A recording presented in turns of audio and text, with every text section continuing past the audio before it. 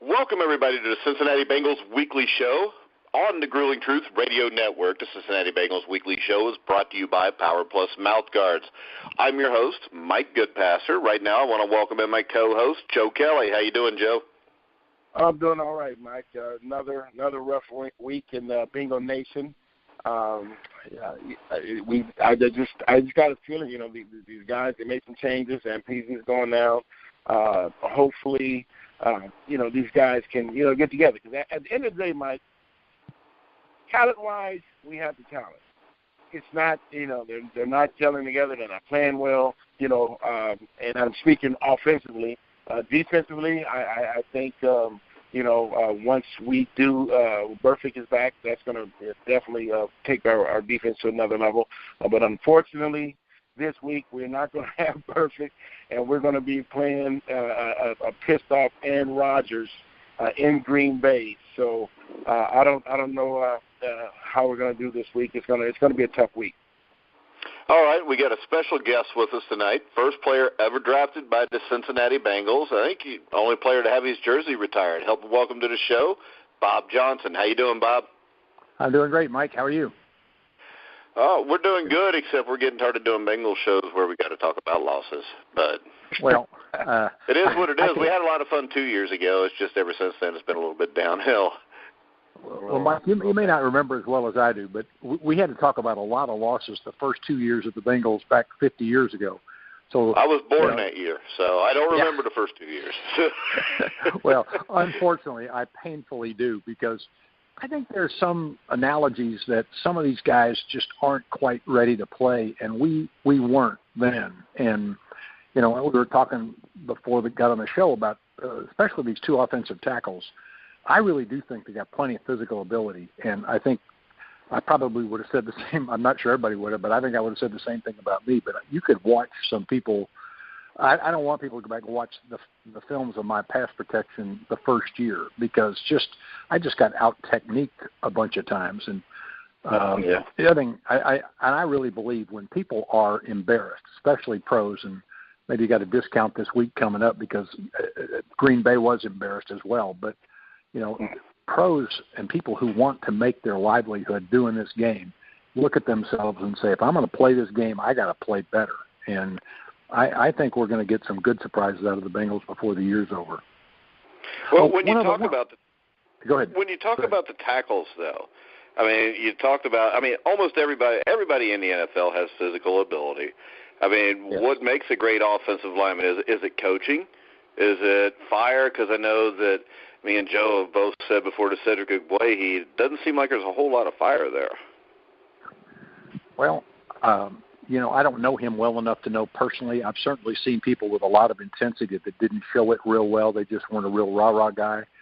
I think that when we drafted Cedric, he was thought to be the second Munoz. Great athletic ability for a great big guy.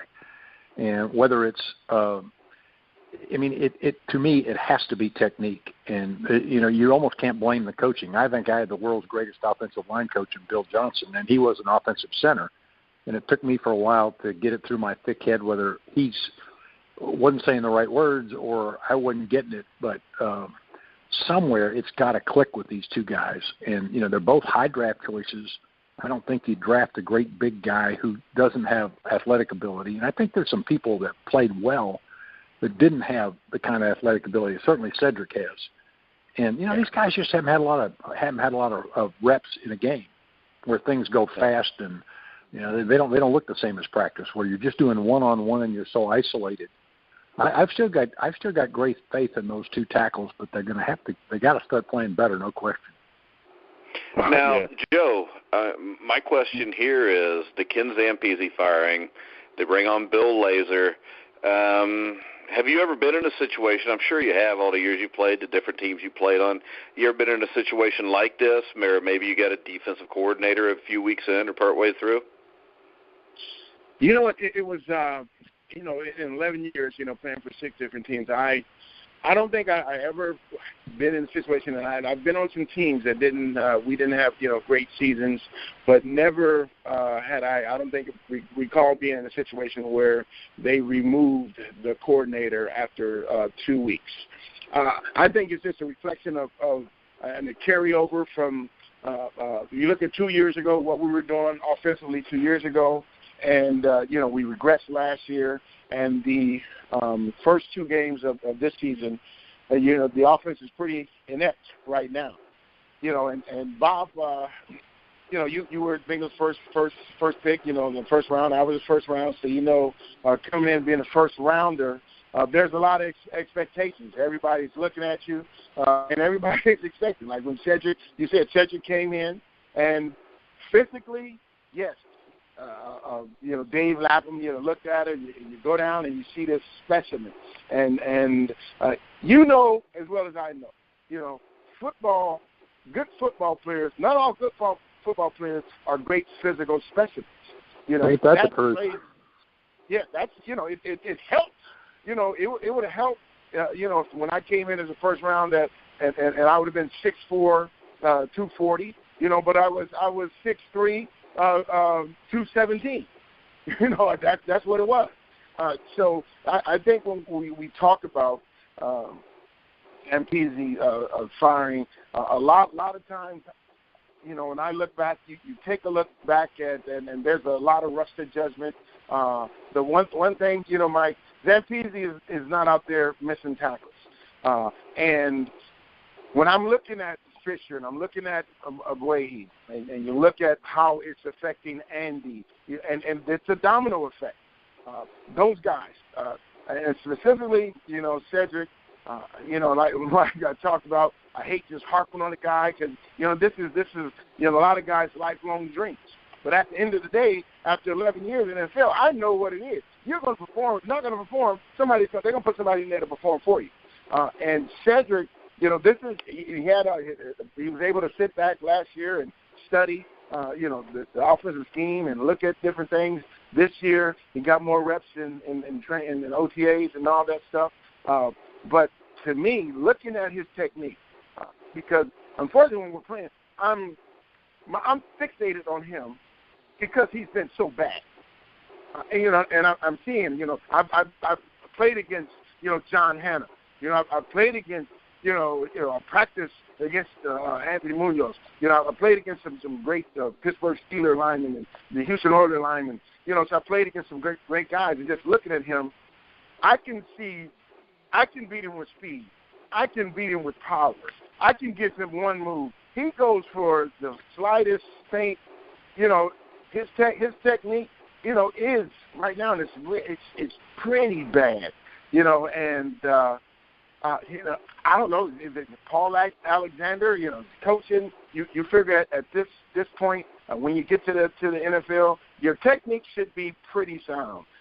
Most of the times. In my experience, when you come to the NFL, you're learning schemes because you should be able to tackle. You should be able to do these things. You get better. The game does slow down.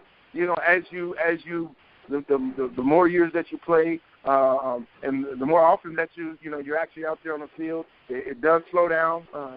If you're getting better, if you're not getting better, the game just speeds up. And right now, I just think. The game right now is too fast for Cedric Aguayi, and it is showing in his play, and it's really affecting Andy Dalton, in my opinion. Yeah, and my only problem with Zampese is I don't necessarily think he's a bad coordinator, but I think that, number one, why not sprint Dalton out every once in a while, roll him out, try to get him away from the pressure. But I know, let's see, Bob, you were with the Bengals in 78. Were you there when they were 78, 79? Were you there when they made the coaching change? Yep, and it's pretty disconcerting. On the other hand, I really don't have much of an opinion about. Coaches need to put players in a position to be successful, and I have a hard time critiquing whether Zampese did that or not.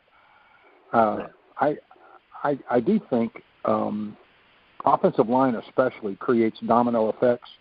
It makes a quarterback worry about is he going to get hit or not, and I don't think it matters. This is not a courage thing, but most quarterbacks, if you watch them, if they 80% of the time have no one within 2 or 2.5 yards of them, a lot of those guys can throw a football like baseball players, in a square foot. And, the domino effect of somebody getting beaten, I don't think it's just the tackles. I think it's a little bit of everybody. I mean, including some running backs have been beaten on some pass rushes. I basically think protection is a big part of it, but I also think pass protection, at least for me, going from college to pros, it took me a while to get it. And it was, you look at it and you think you ought to be able to take these steps, get this preparation, and I remember a guy who hardly had a long career, a guy named Scott Appleton, who I think, I don't even remember who he played for. Oh, he's playing for the Chargers. He gave me a pull move. You've seen defensive linemen charge into somebody and then all of a sudden jerk them forward. Matter of fact, Geno Atkins had a great pull move last week. And yes. Scott Appleton beat me so clean about 3 times in a game. I was never been so embarrassed watching that film. Because, here I am, supposedly big, strong first-round draft choice, and this guy that really wasn't very fast, wasn't very big, but he just absolutely out-techniqued me. And I think they're getting some of that out of young offensive linemen. And, I would argue that we've got 3 of them now that they haven't played that much. So you've got to hope that they're going to get better. And certainly, unless we made terrible choices in physical ability, the 2 tackles ought to get better. And I personally, if you look back, of course, if you play offensive line, you think of, that's the most important part of the game. But I do think it's sort of the fundamental. You see some pretty ordinary skill players that look mighty good if they've got a great offensive line.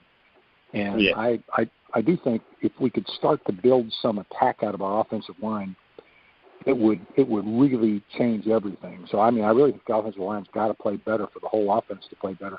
I got one other thing while I'm hopping around here. I think Burfict got a raw deal from day one, but I also think it's just telling us that he's not there. Because if you were an offensive player, he's the one guy you wouldn't want on your team. He's the guy that, to me, looks like the Steelers used to look, or maybe they still look, but like I remember the Steelers. Yes. He's strong, fast, and arrived there in a bad attitude, with a bad attitude. He to me is terrific. Yeah, but the thing is, even without him, the defense has played really well. Yeah. Although I think you see some of our guys not hit people with an authority that he does. Right. He's bigger and faster and stronger. Yeah, there's not too many people in the NFL that hit people with the authority that Burfict does. Yeah, I think he also is a fiery leader, and that stuff helps. Yeah, most definitely. And the one thing that concerned me with the coaching last week, Bob, was John Ross catches a ball, takes a shot right on the ball, fumbles the ball, and then they pull him and don't put him back in the game. Yeah. I think with a rookie, looks to me like you'd want to put him out there on the next series and get him the ball immediately to get him over that. Well, there's a couple of schools of thought about that. One, you park, and I don't know how healthy he is yet. Would he be helpful? Absolutely. But you still got to have enough of an attack to operate with any of those skilled guys. And I'm not sure having him there would be helpful. I think, his running reverses is pretty exciting because the guy can fly. But I don't know. I get a little fixated with offensive lines. But I just think that group has got to perform better collectively, or we're going to have a hard time having a better offensive year. Simple as that. Yeah, and the people that complain about Dalton, Russell Wilson to me is an elite quarterback. He does not look like that this year because his offensive line is just as bad as Cincinnati's. Yeah. I go back to when I played. Some of the people you hear about, Billy Kilmer, Joe Kapp, to me, they did not have all that kind of physical ability. Maybe they selected the right people to throw to, but they had wonderful teams around them. Kapp played with a great defense with the Vikings. But Kapp had a great offensive line too. Yeah. I think that's one of the things, when you stay in the league long enough, and you see physical, you do have guys. You have the Reggie Whites. I played with the Reggie Whites. You do have the Howie Longs. You do have the Anthony Munoz. You have the Lawrence Taylors. But you have guys. You have guys. I in my opinion, that I've played against guys who are in the Hall of Fame. Had they been on another team, I don't think they would have been in the Hall of Fame. You look at Chris Carter, prime example. Had he stayed with Philly, They had him underneath the bench. He goes to Minnesota, and it's a Hall of Fame. So you definitely there's when you're surrounded by a core of great players, it helps. You look at because I've seen enough Terry Bradshaw to know this. If you put Kenny Anderson in Pittsburgh, they may have won more than 4. I'm with you. Yeah, I agree there. Yeah. I mean, but Bradshaw did bring a certain toughness, but ability to throw the ball accurately, he wasn't close to Kenny. Yeah, and Anderson, and the one thing about both of those guys, they were as good a bad weather quarterbacks you'd ever see, too. Yeah. Yep. They could play in any weather, and I still think Kenny should be in the Hall of Fame. But no, me too. I think you'll get there. One more. I think there's 2 Kennys that used to be Bengals that belong in the Hall of Fame. Yep, Kenny Riley. Oh, yeah. Yeah, well, you could argue Lamar.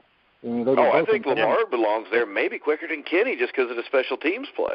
Oh, man, you ever seen anybody return a punt like he could? He was something. To me, he was a slightly bigger, slightly faster Billy White Shoes Johnson. I agree. Yes. And a terrific cover guy.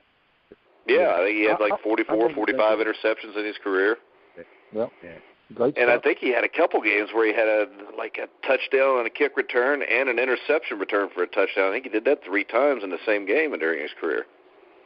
He was a spectacular body. And you'd never seen anybody could take a hit and bounce around and bounce off one hand and come up running.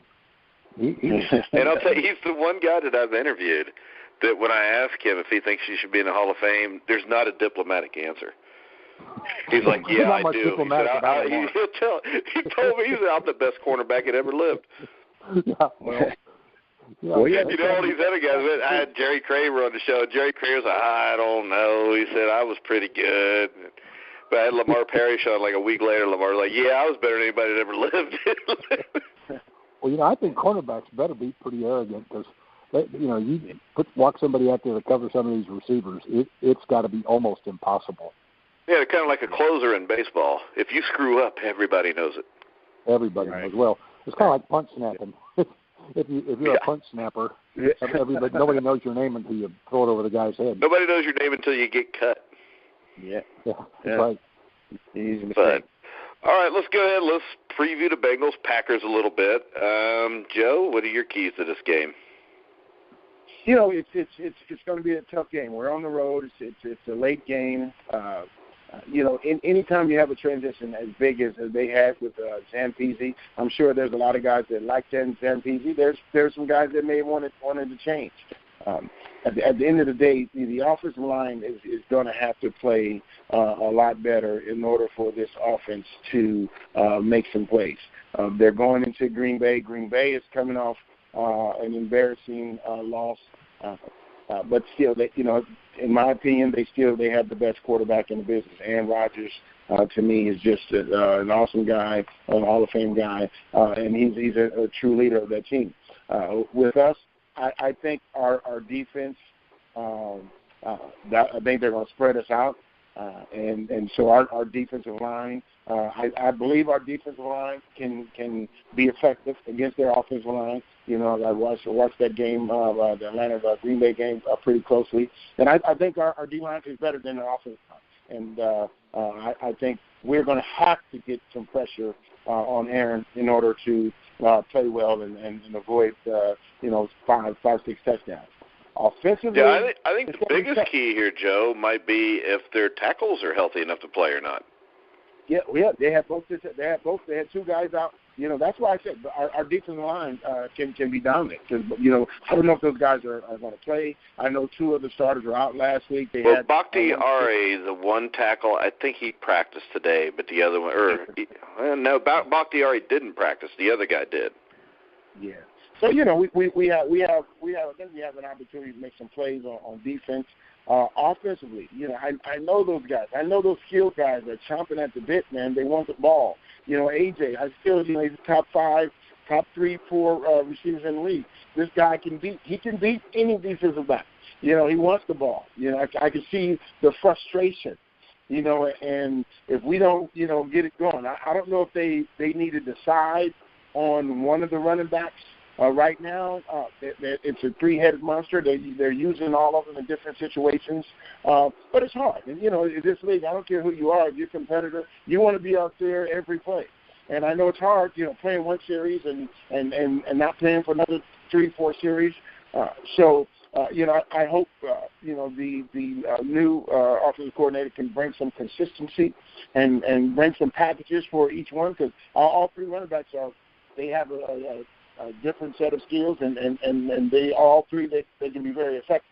But at the end of the day, Mike, our offensive line, Bob, they're going to have to play better. If they don't play better, we're going to have so many 3-and-outs. And as a result, when you have 3-and-outs and you give Aaron Rodgers chance after chance, you want to limit the amount of times that Aaron has the ball. And if we don't sustain drives, it can make for another long day at the office, and we can potentially come back to Cincinnati 0-3. All right, now the good thing here in all this is Mike Daniels, the Packers' best pass rusher, looks like he's going to miss the game. The Bengals have 3 talented running backs. I think it's possible here they could line up and run the ball at him. Plus, Green Bay's secondary is a mess. So, Bob, to me, if the Bengals are ever going to get out of this funk, this, as crazy as it sounds, this may be the game that can kick them into that with the Packers' defense. Well, if the Packers are a little disheveled, it'll help. But, the one thing I hope, and I think it's pretty good probability, if you change offensive coordinators, if they do what, I would think they ought to do, they ought to go at that game plan much more simple. It ought to be a very simplified plan. If the new guy is going to change philosophies, he's got to start at some point. You can't. Zampese's offense to me was fairly maybe not complicated, but it was an attempt to be pretty clever. And I hope this week I think that's what simpler. The problem was, Bob. Well, that may be, but I think the natural thing to do would be simpler in a change. And then if you wanted to build more of your philosophy into the offense, you build on it, week after week. But you start that first week or the shock that's what's happened more simply. And maybe that's what that young offensive line needs, something simpler. And like somebody said, we got some running backs. Mixon to me looks terrific, and I think Jeremy Hill's playing better. So I think. And Gio looks better than Gio looks quicker since he had the surgery. Oh yeah. Well, you can't beat competition, and Mixon is not one to be ignored. So I think. Well, anyway, and the other thing, I think we have great edge pass rushers who haven't quite gotten the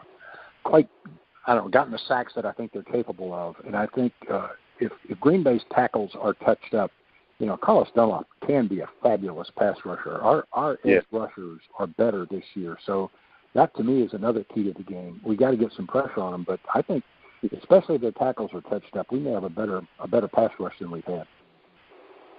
Yeah, and Joe, what's your take based on the linebacker play so far? I know last year you weren't real pleased with it.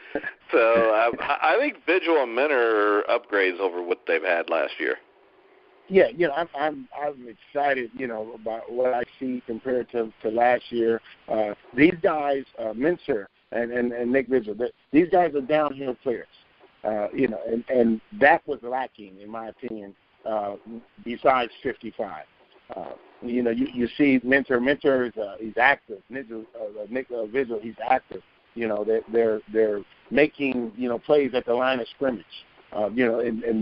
Last year, a couple of years, besides Burfict, everybody else was making plays 7-8 yards down the field. You're a linebacker, and you're getting up and you're jumping up because you made a hard tackle, but they gained 9 yards. I think these guys are a lot more physical. Jim Haslett, and I played for Jim Haslett for the Raiders out in L.A. Jim is he's a linebacker himself, so he knows linebacker play. But as well as they had played, there's been a breakdown, one or two breakdowns, each game. You see the run, the long run the quarterback had. The linebackers. I think it was Vinny Ray when they must have had a cover two, and he just ran himself out of the play and wasn't able to make the football play. I think with this core, when you have 55 back, I'm salivating. When 55 is back, this defense, I think they're going to go up 2-3 notches. That's what he brings. He brings the excitement. Just like Bob said. I think it's kind of like how the NFL had it out for Harrison from Pittsburgh. They were finding him every other week. Any kind of hit he made, they were looking to find him. And I think right now that's what they were doing with Burfict. I think he's changed. People do have different perceptions about that kid. But this kid, like when we talk, you and I talk, like this kid doesn't get out. He's not in trouble off the field. He's not, coming out of the bars, drunk and falling down and getting in fights, and you're hearing them do all these things off the field. You don't hear that he's not a great teammate. I think that the team, not only the defense, I think the team looks up to him. And they see that when this guy plays in the game, he makes plays. You've seen that the pretty much the last game he played was against the Redskins. That first half, he played as well. He made some great plays. And I haven't seen inside linebacker make the kind of plays that he made. And Mike, he's not a fast guy, but he plays fast. He plays physical. He plays aggressive. So I think our linebackers they've been doing fairly well. But I think once 55 comes in, I think they're going to play. They're going to play even better. Yeah, this defense got a chance to be special when they get Burfict back. Well, two things about Burfict. Number one, there's a lot of linebackers that really don't deliver a blow that hurts people, and it goes beyond just that hit. I mean, teams see it, they hear it. You hit somebody. It's you see pretty good players who don't figure out how to deliver a real blow, and you get. Yes. You there, Bob? We lost Bob, Joe. You might have lost him. I don't know. He'll be back. He had a problem at the start where it dropped too, but at least he loves Vontaze Burfict like we do. So. Yeah. All right, so Bengals-Packers, any memories of any Bengals-Packer games in Green Bay that you played? You know what? I'm not them. I do, remember coming here. I think I'm trying to remember if we came here when I played for the Pack. I was. I think 1986 we played up at Milwaukee's County Stadium. In Milwaukee, yes, we sure did. That was I think 34-28 game. Boomer had a big game. Yeah. So it's not a huge rivalry, but as you know, I did play for the Packers my 10th year. Great organization, great fan base. Loyal fan base. They were selling out. They were still selling out when the Packers, Packers were bad a long time, just like the Bengals were bad for a long time. But, I think they went from, 72. They made the playoffs in 82 to strike shortened season. But if you take that out, they went almost 20 years before they made the playoffs. Yeah. So, and they've had ticket sellouts every year. They still, I think, for season tickets, I think it's still on almost a 30-year waiting list still to this day for season tickets. So it's great, but I think with the Bengals, anytime you play in a stadium, Lambeau Field, there's an extra added incentives to play well. You're there, and just the history of the stadium, the history of the organization, Lombardi, so that plays a part. But at the end of the day, once the game starts, it's football. But I think the guys that come in, and probably this is the first time a lot of the current Bengals are playing in Green Bay. They're playing against Aaron Rodgers, the Super Bowl guy. So hopefully they don't go in there and they're awestruck and they're looking at and thinking about the nostalgia, around playing in Lambeau Field, and they get down to business. I think they're capable and able to beat Green Bay, and like you said, we would have to, if we could establish a run and chew up the clock, and our edge rushers, like Bob was saying, have good games. Dunlap is due. Dunlap's been getting a lot of pressure. I like the young kid from Kansas State. I think eventually he's going to, in my opinion, he's going to replace Michael Johnson. I just think, he's fit. I think Michael Johnson is, he's just a guy now. And I think those young guys coming in can we can beat, especially those their offensive tackles don't play. We can put pressure on them, and we can get to Aaron Rodgers and slow down they have their quote unquote Ty Montgomery, who's really a wide receiver, but he's their starting running back. So that tells you the situation of the running backs on their team. So hopefully that we can take advantage of that, and we can keep Aaron, at bay. All right. So you picking the Bengals to win this game, Joe? Well, all that being said, Mike, unfortunately, I just don't think. I don't think those offensive tackles. I think our offensive tackles are going to play worse than their offensive tackles, and I think that's going to be the difference in the game. I think our defense is going to play well again, and I don't think Aaron is going to come in and score 30-some points. I think Aaron's going to put up maybe 21 points, but unfortunately, I don't think we're going to put any more than 14. So I'm So you think we'll get a touchdown, Joe? I think we'll get a touchdown. That's improvement. It's improvement. It's at the end of the day, it's improvement. But right now, I still don't think. In my opinion, I think they should move something around and try someone, and one of those guys have to sit. If it's a Way, if it's Fisher, and until then, Andy. Well, I can tell you this: Pro Football Focus, out of 72 starting tackles in the NFL, have Fisher ranked at number 62 and Igboehi number 60. I'd hate to see the 10 guys below him. Oh wow, yeah, that'd be pretty bad. But at the end of the day, it's ratings. We're looking at these guys play. We looked at our last season. We looked at preseason. We looked at these first two games, and Mike, I don't think our eyes are deceiving us. Right now, I think they should be 71 and 72. And it is what it is. Or tied for 71 would probably work too. Yeah. I think, in my opinion, I think Fisher's a little better.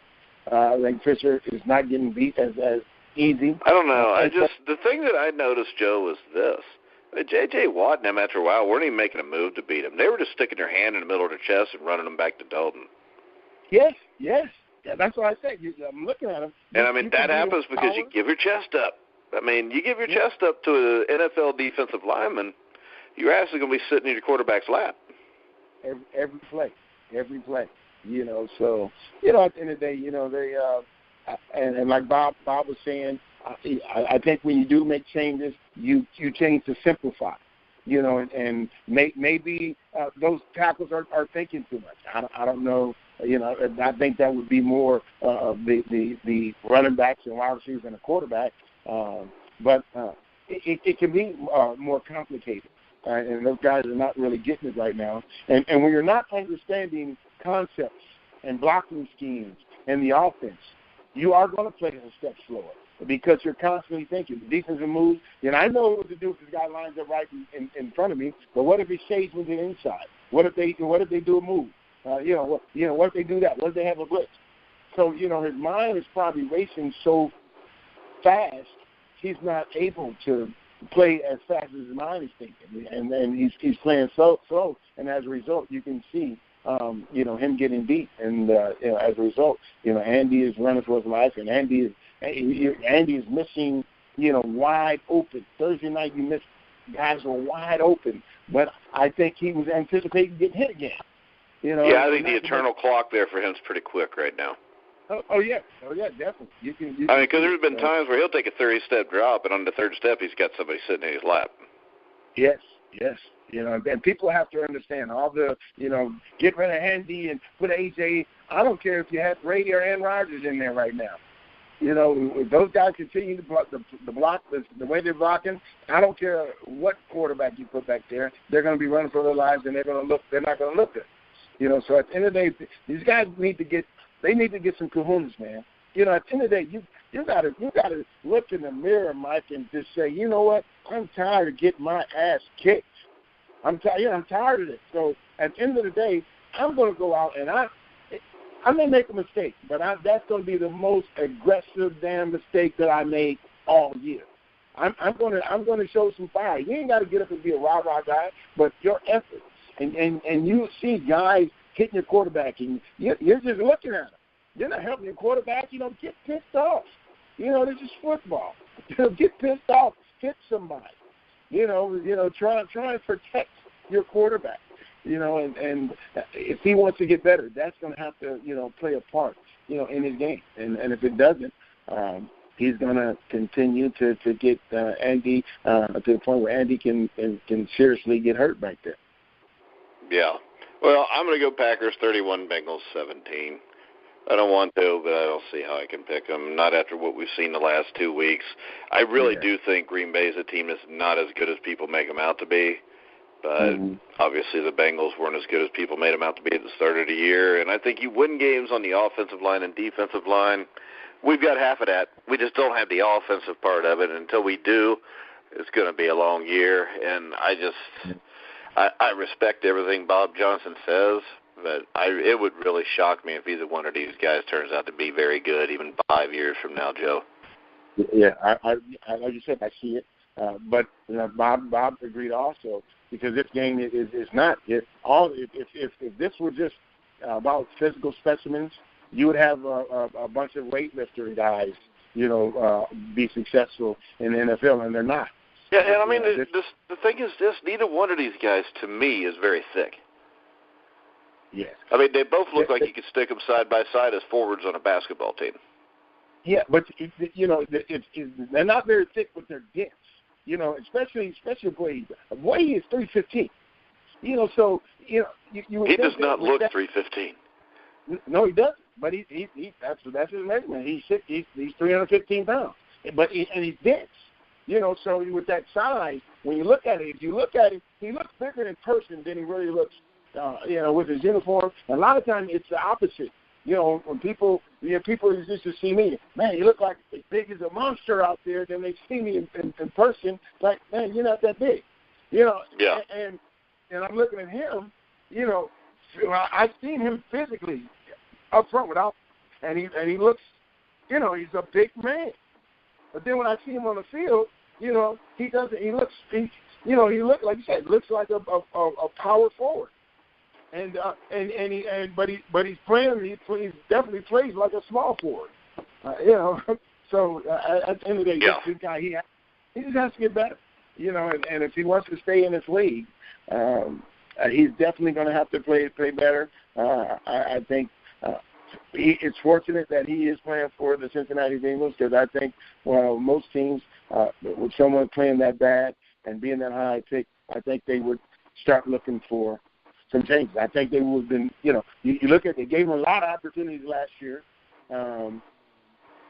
This year they're pretty much said they're rolling the dice, and you're going to be our man. And right now they're rolling craps. And they've rolled a lot of crap so far, Joe. Yeah. So I know Mike is tough. I am. It's the NFL. You play one great game this week, and everybody's pumped up going into Cleveland week. Yeah. So, hopefully we come up. I am driving. I'm going to the game. My daughter is, she's a Bengal fan, but she's a small Packer fan, and my sister just came from L.A., and she's a Packer fan, and so we're going to get in the van, and we're going to drive to hang out in Green Bay for the weekend, and I don't know, maybe I'll bring some luck, Mike. Never know. There you go, Joe. But you went to Pittsburgh last week, didn't you? Yeah. Yeah, we lost that game, didn't we, Joe? not last. But that was 2 years ago, and we won that game. So yeah, Joe, you're lucky. Yeah. Except for at home. You're lucky on the road, Joe. You have to get some road season tickets. See if the Bengals will hook you up. But I want to thank Bob Johnson again for coming in. We're sorry. We apologize for the technical difficulties. Lost him about 5-10 minutes ago. I want to thank Joe for coming on. I want everybody to remember we'll be back next week to preview the Bengals in the dog pound against the Cleveland Browns. Could be a battle of teams that both have perfect seasons going, Joe. But hey, they're going the wrong direction. Yeah, hopefully the Bengals won't. I don't care if the Browns do or not. But make sure you catch us on iTunes. You can get the Grueling Truth app there. You can check us out on Twitter @Grueling Truth. You can hear all of our shows on iHeartRadio, iTunes, TuneIn, Spreaker, Stitcher. Wherever you find sports podcasts, you'll find the Grueling Truth. So for Bob Johnson, Joe Kelly, I'm Mike Goodpaster. You've been listening to the Grueling Truth, where the legends speak.